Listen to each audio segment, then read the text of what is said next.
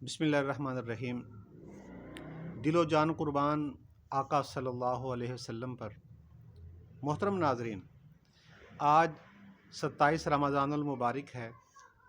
رمضان، قرآن اور پاکستان، ان تینوں کا آپس میں بڑا گہرا تعلق ہے۔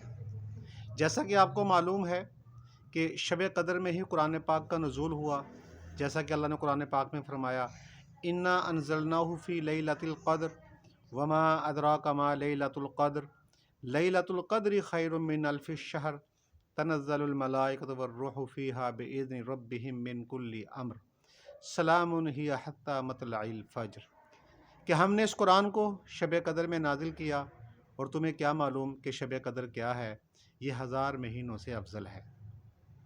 اسی طرح پاکستان کا قیام 14 اگست 1947 کو عمل میں آیا۔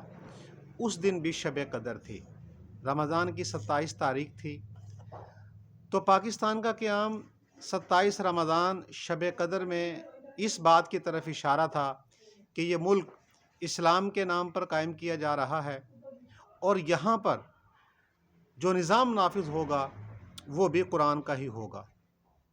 گویا اللہ کی طرف سے یہ اشارہ تھا کہ یہ وطن جو اسلام کے نام پہ بنا، جو نظریہ اسلام کی بنیاد پر وجود میں آیا، یہ اس بات کا اشارہ تھا کہ یہاں پر مستقبل میں جو قانون نافذ ہوگا، جو دستور نافذ ہوگا، وہ قرآن و سنت کا ہی نافذ ہوگا۔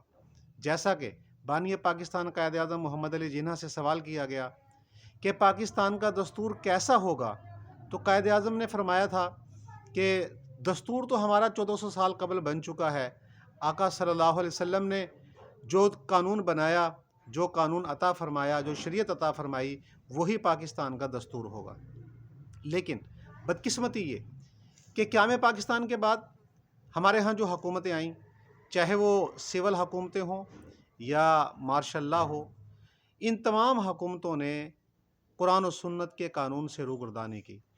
اگرچہ ہمارے آئین میں 1973 کا جو آئین اس وقت پاکستان میں رجسٹر ہے، جس کے مطابق ملک کا نظام چلایا جا رہا ہے، اس میں واضح طور پر یہ کہا گیا کہ پاکستان کا جو بھی قانون بنے گا وہ قرآن و سنت کے مطابق بنے گا، اور اگر قرآن سے متصادم کوئی بھی قانون نافذ کیا گیا تو وہ کالعدم قرار دیا جائے گا۔ لیکن بدقسمتی یہ ہے کہ ہمارے ہاں کہنے کی حد تک تو یہ کہا جاتا ہے کہ قرآن کا قانون نافذ کیا جائے گا، لیکن جب عملی بات آتی ہے تو ہمیں کوسوں دور دور دور تک بھی ہمیں شریعت، قرآن اور سنت کا قانون کہیں پہ نظر نہیں آتا۔ آج پاکستان جن مسائل کا شکار ہے، آپ دیکھیں ہمارے ہاں معاشی مسائل کتنے گھمبیر ہو چکے ہیں، پاکستان قرضوں میں جکڑا ہوا ہے۔ ہمارے امن و امان کی صورتحال دیکھیں، انتہائی مخدوش ہے۔ خاص طور پر 2 صوبے بلوچستان اور خیبر پی کے انتہائی بدامنی کا شکار ہیں، جہاں پہ لوگوں کی زندگیاں اور املاک غیر محفوظ ہو چکی ہیں۔ اسی طرح ہم اپنی انفرادی زندگیوں کو دیکھیں تو ہمارے ہاں نہ وہ کردار نظر آتا ہے، اور نہ ہی ہمارے معاشرے کے اندر وہ اصول اور ضابطے نظر آتے ہیں جو شریعت نے عطا فرمائے ہیں۔ تو ان تمام چیزوں کی جو وجہ ہے وہ یہی ہے کہ ہم نے اس بات سے روگردانی کی جس کی بنیاد پر یہ وطن قائم کیا گیا، جس کی بنیاد پر ہمارے بزرگوں نے قربانیاں دیں۔ 13 لاکھ سے زیادہ لوگ شہید ہوئے اس پاکستان کے قیام کے لیے، اور 1.25 کروڑ کے قریب لوگوں نے ہجرت کی، جو تاریخ عالم کی سب سے بڑی ہجرت ہے۔ تو یہ جو قربانیاں دی گئیں اور ہجرت کی گئی، تو یہ محض ایک وطن کے حصول کے لیے نہیں تھی، بلکہ یہ ایک ایسے وطن کے حصول کے لیے تھی کہ جہاں پر اللہ کے قانون کو نافذ کیا جائے، جہاں پہ شریعت کے قانون کو نافذ کیا جائے۔ کیونکہ برصغیر کے مسلمانان یہ سمجھتے